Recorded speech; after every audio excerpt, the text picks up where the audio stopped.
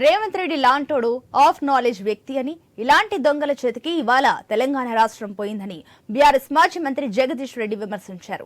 కృష్ణా జలాల సాధన కోసం నల్గొండలో ఈ నెల 13న కేసీఆర్ అధ్యక్షతన జరగబోయే చలో నల్గొండ బహిరంగ సభ ఏర్పాట్లను సూర్యాపేట ఎమ్మెల్యే జగదీష్ రెడ్డి తదితర నాయకులు పరిశీలించారు.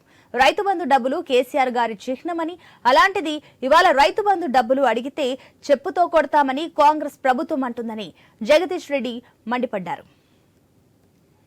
ఒకప్పుడు తెలంగాణకు టేలెండ్ అనే పదం ఒక శాపంలాగా దాపురించింది.